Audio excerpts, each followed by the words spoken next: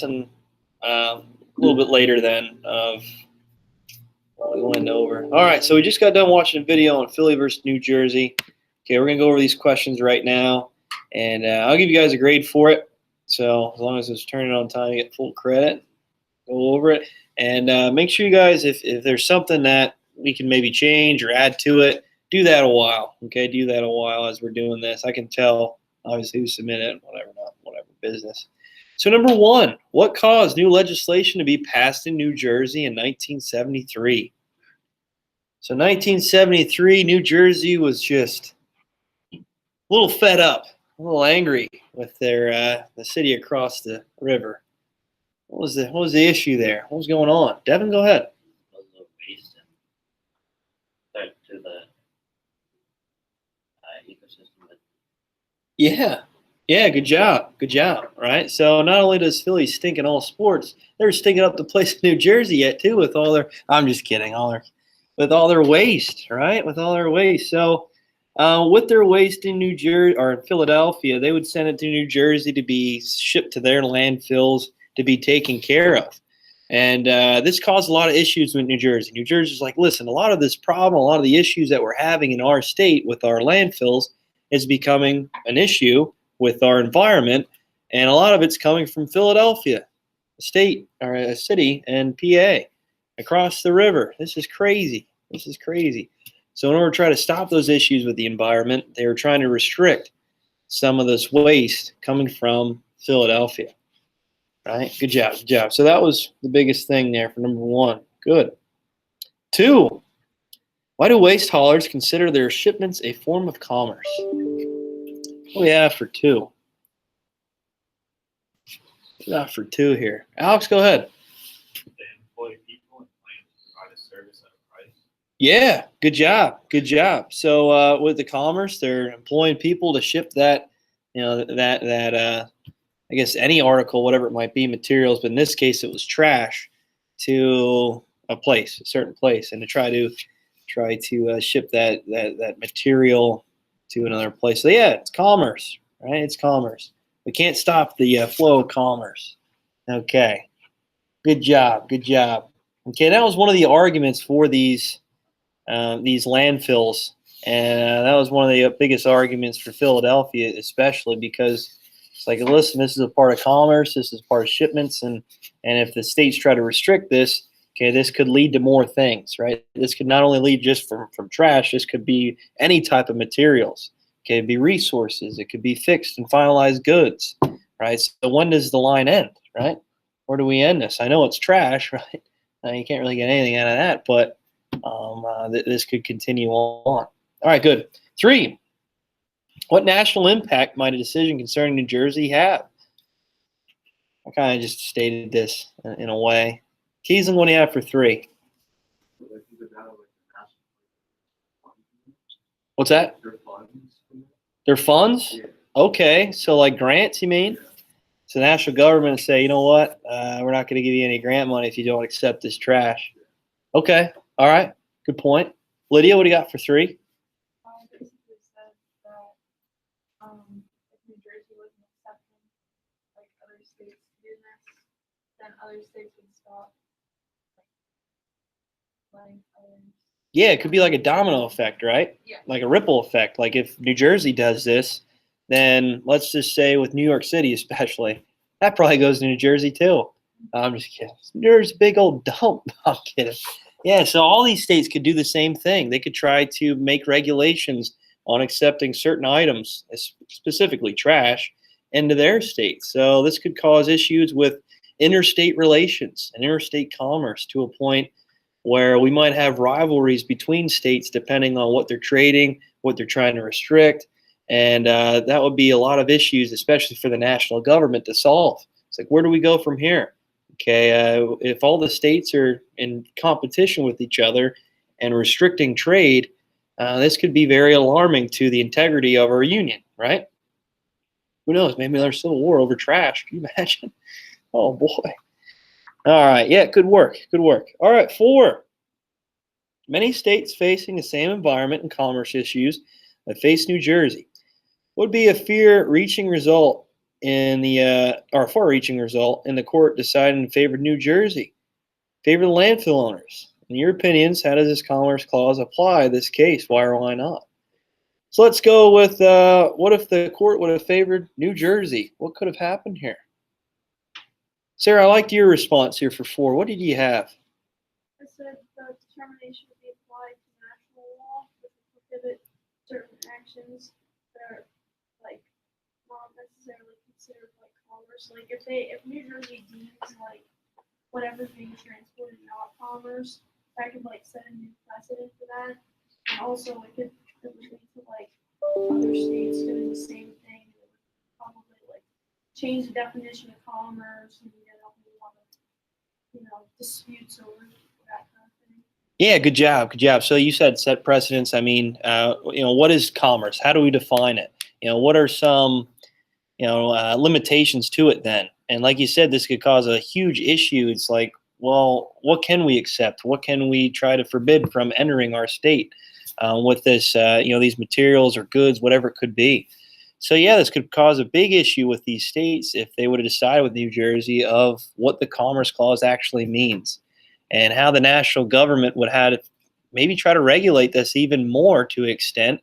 And this could cause real long-lasting issues of what we define as commerce and what each state can maybe do to try to prevent other states from shipping certain items and materials. It could cause almost like a trade war, a mini trade war. I won't say a huge one, but with the states, who knows? Okay, good. And then what about in favor of the landowners here? And the landfill owners? Yeah, go ahead. I said like, well, anyway, if it were in favor of the landfill owners, which was the ruling, wasn't it? Then basically it would keep the law as it was, keep the regulations as they were, and it wouldn't lead to like as many disputes. Like New Jersey would probably still be like upset about it, but if you're not changing the Constitution, you're not, altering the laws. It's kind of like leaving them as they are. Yeah, good job, good job.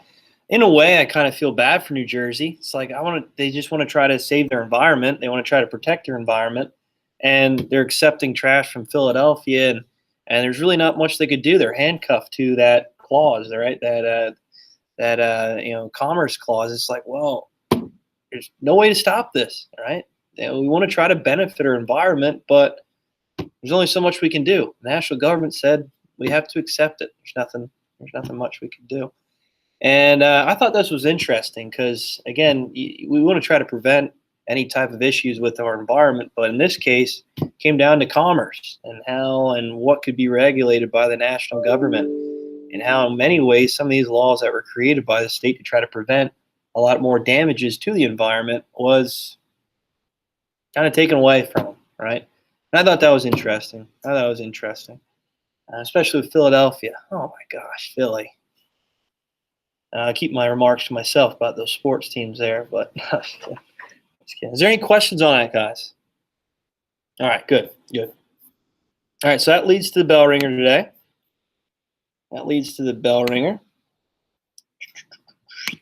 There it is. Describe what the Dormant Commerce Clause is, and describe how this term is used in the case of Philadelphia versus New Jersey. There you go.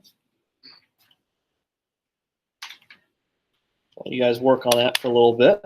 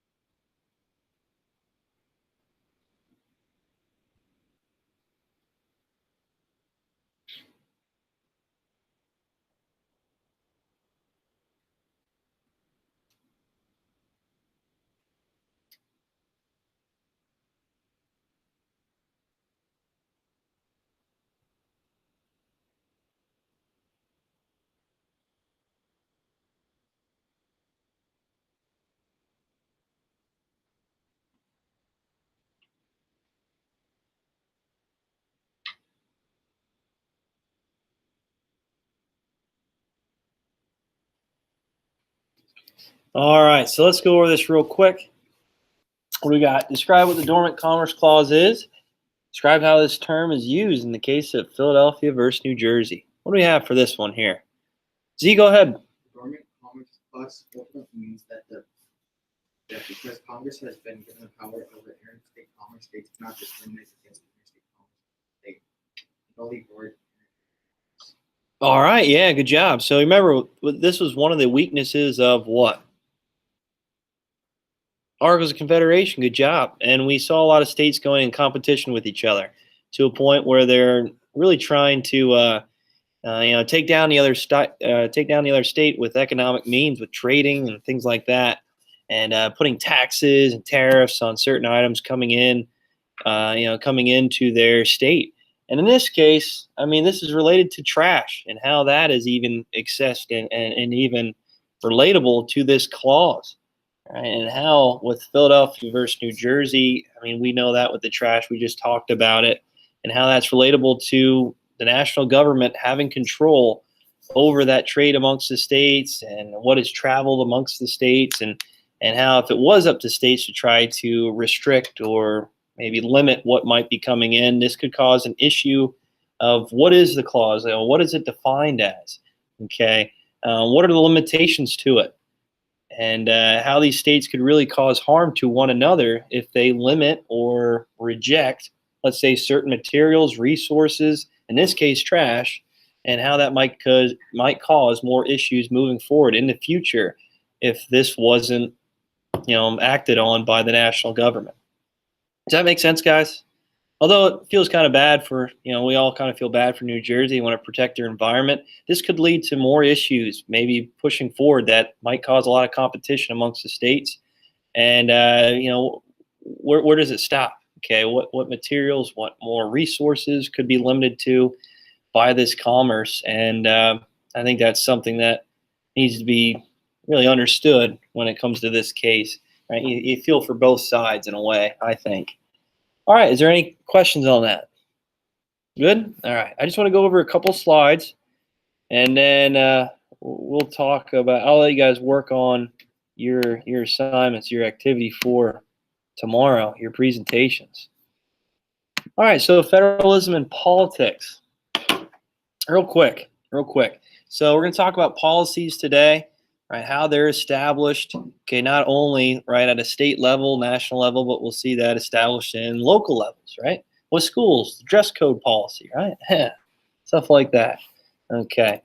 So federalism and politics with public policy. Well, public policy is stated as course of action, right? So we know as a course of action, this is for the good of the people, for an organization or a person that decides on the conscious way of handling similar issues. Okay, so how we can handle issues and create a policy that fits the whole of the group of people in that organization, and maybe in that school, okay, maybe in that community, right? Okay, and policies differ, obviously, right? So there's a dress code policy here. You're allowed to wear whatever clothes you really would like, as long as it's not, obviously, with any type of curse words, vandalism, or any type of profanity. Okay, if it's the ring finger, right, for your skirts and shorts, girls, you don't know. Lydia's like, I have no idea. Yeah, so with the dress code, obviously, you can wear what you want as long as it doesn't have any type of profanity on your shirts or anything that might cause harm to people. Right. For next chapter, we're going to talk about a court case, Tinker versus Des Moines, and how the school actually tried to create a policy to forbid the reactions and maybe opinions on an event like the Vietnam War. Okay. which I think is pretty interesting. We'll talk about that here soon. But certain schools, right, organizations might have a stricter policy. You might have to wear an outfit, right, a school issued outfit that everybody matches and looks the same, right? You can't wear whatever shirt you would want. Okay, but policies differ obviously between states, between organizations. Schools in particular, that's a good example to use for these such policies. Oh, now you have to create more policies, right? With Jules coming around, these new things coming around. All right, so yeah, so policies can be added moving forward to fit the needs of, in this case, education. iPads, right? Creating a policy to try to protect the iPads in case there's ever harm to it. We can replace it as long as you buy the insurance, right? Acceptable use policies for different forms of technology as we move forward. Okay, they can be added, they can be maybe taken away, who knows? All right, so with public policy, federalism affects public policies making in two ways. Number one, affects how and where new policies are made in the U.S. That's right, with federalism, we know with a national level, a state level, a local level, okay, this could emerge in 3 different locations. And this could be accepted just maybe in one location, 2, or all, right? And this may be applied to an overall arching effect, I guess you could say. And let's just say it was a good idea for one state to come up with a law or a policy. The whole nation, if they all agree on it, right, they can accept that policy at a national level. Right? And I think that's interesting. Or vice versa. Maybe the national government comes up with a policy that all the states agree is a great policy, and they continue to use that for their own individual states or local levels. Right? But in many cases, it doesn't work for everybody. We all know that states, local areas, communities are all different. So policies like, I don't know, policies like, I guess you could say with protests, who knows, right, might affect certain areas different than others. So like with urban areas, obviously you'll have more protests and marches, things like that, than let's say a rural area. Okay, so there's policies on certain locations and where you're located. 2, it introduces limits on government policy making. So 1, affects how and where new policies are made in the U.S. So it could arrive from a national, state, or local level, and introduce limits on government policy making. So jurisdictions, right? So like let's say for the city of Philadelphia, there's jurisdictions around that. So in this case with COVID-19 lockdowns. And so I know the mayor of Philadelphia just recently, I think it was last Friday, that their schools are all remote, that they're going to do a curfew in a way, right, to limit restaurants, okay, and entertainment. So it's just for that city limit, those jurisdictions. It's not affecting the whole state, obviously. Does that make sense, guys, for certain policies? Okay. All right, so federalism, we know what federalism is. Permit state special locations serve as a place where new policies can develop and tested. So this is great for certain policies, right? And for the national level, the national government, they can see it work as almost like a representative sample. And so if it works, let's say in Pennsylvania, you know what, that's a great idea. Let's just apply it to the whole country. Let's just make it a mandated law. Does that make sense, guys? All right. So a good example would be Georgia. Georgia was the first state to allow 18-year-olds to vote. And that right was made universal to all states, 26th Amendment. Okay, so it worked for Georgia as like a representative sample, and the whole country's like, you know what? That seems appropriate. That seems like something we can get behind. So the whole country would then accept that as a law, right? An amendment was created for an 18-year-old for voting age. That's a certain example where policies can be created at a state, local level, right? And then be expanded at a national level. All right, I know we mentioned it before. It was one of your vocab terms. If I'm moving too fast, let me know. But if I know I mentioned it was sunset laws, okay? So sunset laws, I know I mentioned before is one of your vocab terms, but we all know sunset laws require periodic checks of government agencies to see if they are still needed. So with sunset laws, they look at these laws, these policies, and say, well, is it effective anymore? Does it work? Okay, does it work for everybody as a community? And they can assess that law or policy over time and see if it's needed anymore. And if it's not, they scrap it, they get rid of it. But if it works for the community, if it still is something that the community can get behind, then they keep that law. Okay, the sunset law just gives a limit, a time period to whether or not if that policy works or not. Okay, so like let's say after 5 years, if this policy isn't working anymore, we'll scrap it, we'll get rid of it. But in 5 years, we'll assess it, and if it still works, if it's still something that is appropriate, we're going to continue using that law or policy. So I think the example I gave was, after 9/11, restrictions on, safety and protocols going through airports. Right, that was only supposed to be for 4 or 5 years. Okay, but since it's a good idea, try to protect people on the airplanes and certain clearances and certifications, security checkpoints in these airports, they continue to use them. Right, they continue to use them. So with the sunset law, again, it's a limitation. They want to see how long it might last. It might be set for 5 years, and if it's still appropriate, we'll continue to use it. If not, we'll scrap it. We'll get rid of it. All right, last one here. Last one. All right, so policies can originate at the national level. I know I said an example there with Georgia coming up with the 18-year-old voting age. And at a national level, it could be appropriate where all the states access it and use that policy or that law, and it's established by the national level.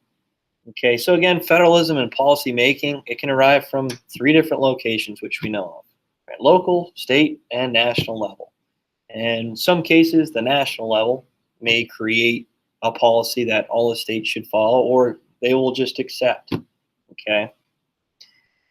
All right. So, example: 1950s and 60s with voting, civil rights, segregation, public schools, you name it.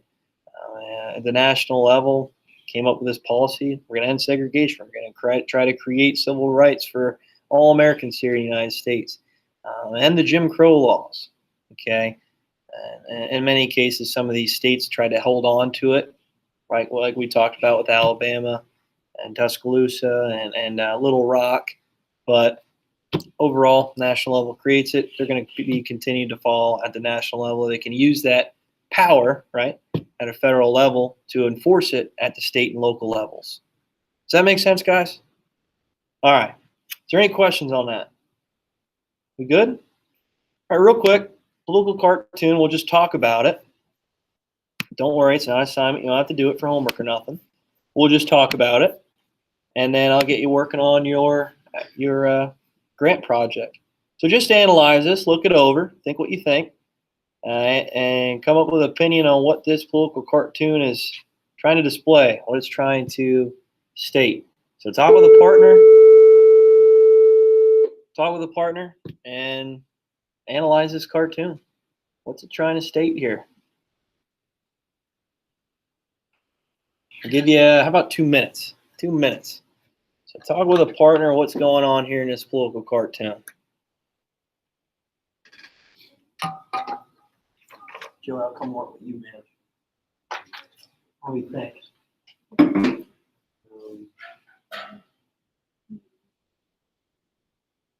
What's going on? The little guy there, the big gut on him, doesn't he? What does it say on his coat?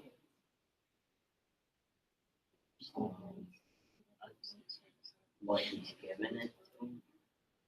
Yeah. Like the guy who's giving them bags said federal centrals.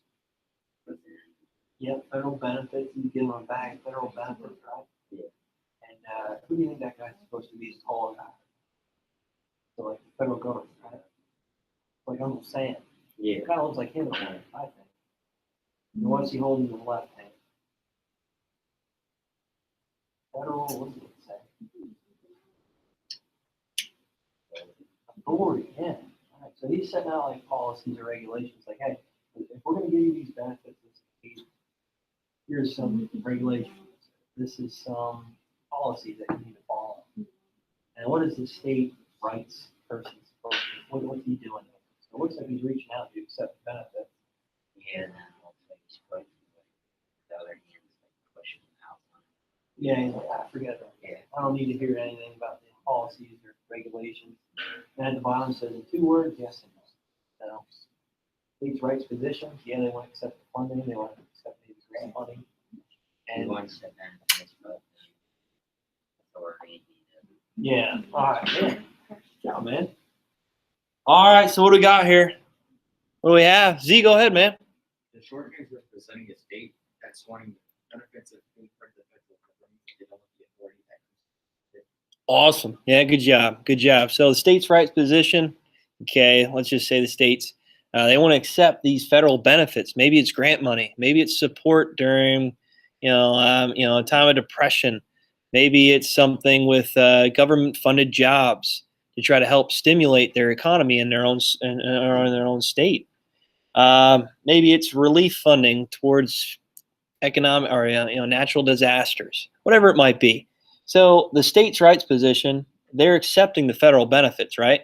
They have their hand out. They're just like, yeah, we'll take everything we can, grant money, funding, you name it. At the same time, what is he doing? The states' right position towards the federal authority, these policies, maybe it's laws or recommendations or regulations. He's saying no, right? He's holding his hand out. I was like, no, I don't want it. I don't want the authority coming with these benefits. I don't want these policies to follow along with the benefits that we're receiving. So it's in a way, it's like a child. It's like, hey, as long as you do your chores, you're going to get some candy or some food or an allowance. And obviously, the kid, he just wants his food and doesn't want to do the work for it. My cat's like that all the time. I always have treats for him.